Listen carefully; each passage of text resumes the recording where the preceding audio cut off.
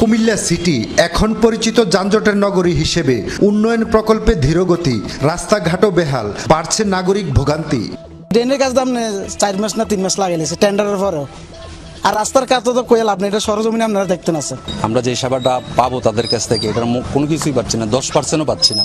2011 সালে কুমিল্লা ও সদর দক্ষিণ পৌরসভা নিয়ে গঠিত হয় সিটি কর্পোরেশন। সে সময় প্রায় 6 লাখ মানুষের সেবায় জনবল ছিল 117 জন। বেড়েছে মানুষ আর কমেছে সিটি কর্পোরেশনের লোকবল। বর্তমানে কর্মরত 67 জনে, অথচ পদ আছে 242টি। তাই কাঙ্ক্ষিত সেবা বঞ্চিত নগরবাসী। নিজের স্বার্থ আদায়ে সারাক্ষণ ব্যস্ত থাকার কারণে এখানে আপনার বিশেষ করে নাগরিক সেবা, যানজট, তারপরে বর্জ্য ব্যবস্থাপনা, জলাবদ্ধতা, এটা সময় সময় নিত্যদিনের ঘটনা। সেবার খাতগুলি তো আলাদা আলাদা।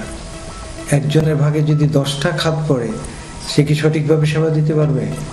এবং সেবা দিতে পারছে না বলেই কিন্তু আজকে আমাদের কুমিল্লায় যানজট মুক্ত হচ্ছে না।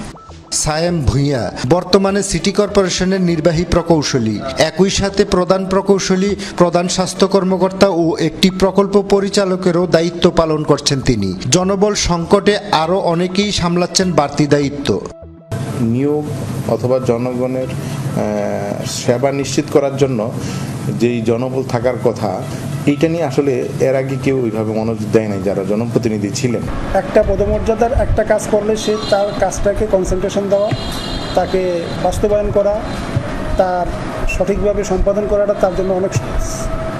কিন্তু যখনই আপনি কয়েকটা দিবেন তখন সে করে করতে হবে। দ্রুতই জনবল সংকট কাটিয়ে নাগরিক সেবা নিশ্চিতের আশ্বাস সদ্য যোগ দেয়া প্রশাসকের। আমি চেষ্টা করছি আগামী 2 মাসের মধ্যেই যেন জনবল পেতে পারি। এটা অনস্বীকার্য যে জনবল ছাড়া কোনোভাবেই জনগণের সেবা নিশ্চিত সম্ভব নয় এবং জনভোগান্তি কমা সম্ভব।